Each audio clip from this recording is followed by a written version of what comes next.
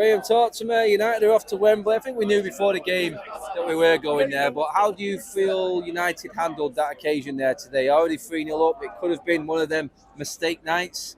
Starting line up, the way we played, the way the players came on and played. Are you happy with how we handled the occasion? Yeah, Ten Hag obviously is very good at homework because he clearly worked out that Forest weren't going to lie down, and anybody that thought that that was going to be a dead tie uh, knew that they were mistaken very early on in the game. There's a lot of needle going on that pitch, It was. and I'm just pleased that they didn't show Shelby on to kick a few people as well, because we look like we've come away from that unscathed. I thought we approached it really well. I think you've got limited things with Weghorst. It will do in certain situations, but without a shadow of a doubt, when the first lot of cavalry came off the bench, it completely changed the game. It did, mate. Jadon Sancho got the biggest cheer of the night there. Is it good to see him back in that United shirt at Old Trafford? Yeah, I was speaking to somebody outside of tonight before the game, and I just thought it's just like the old cliche. It's another new signing, but it's a proper player coming on, and it's great to see because he's definitely going to be an option going forward, and we're not having to rely again on one player in a role. That's it. Huge plus that. Big question is, where does he play? He came on today, 9, 10, right wing, few positions there. Obviously, Ten Hag has worked on. Is there an option there in another position? I mean, I've always been the opinion of Sancho playing at number 10 because Bruno's there, and Bruno plays every game. Should we be putting him on the right? Where do you think he's going to come into this team? Well, I see him as the option with Anthony and playing Anthony off against him. It's been good that Anthony's got a few games because what I wanted to say against Reading was the link-up play again that you mentioned in your vlog between Wan-Bissaka and Anthony has been evident.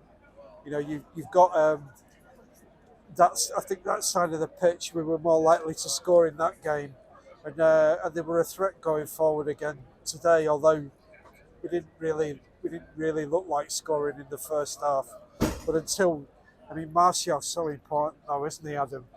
He is, mate. He really. I mean, you shake the ring rust off there, and you've got a very, very dynamic front three in Sancho, Martial, and Rashford there with Bruno behind. That's what Ten Hag started with on the tour. Can you see that in the end when everyone's fit, being where he goes with it again? Yeah, I see. The great thing about that is, I'd said many times about the front four not having a relationship, and slowly over time, that appears to be coming, and that at the end of the day will be what makes United 3 scoring, and they're a threat now.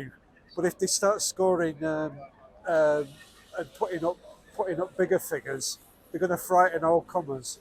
Not just the Nottingham Forest, not just the Bournemouths. You know, the guys outside the top 6 and the guys inside the top 6, and they've had their warnings. They've all had their bottom smacked in the league. The only team that's got away with it really is Newcastle, and United should have beaten them as well. That's it, mate. I mean, looking ahead now, that's the cup put to bed now for, well, a week or so. We've got plenty of cup competition coming up, including the big one over in Barcelona. But ahead of Palace at weekends, is it important now, 3 wins in a row in the cup, that we get back to winning ways in the league and actually and let's not forget about the league, because the cup competitions can sway you away, take your focus off what's going on. They're not the bread and butter as such. Is it important that we just concentrate now, game by game, and not looking too far ahead? Yeah, these league games coming up, you know, the cups have been a good distraction, but the league is really, really important. You know, we can't give the teams that are 10 points behind any encouragement, and we need to make Antonio Conte even iller in his hospital bed. Sorry to say, I hope he does get better, but not too quickly, Antonio. Thank you very much. Who's your man of the match before you head off tonight, Graham, mate? Bruno Fernandes.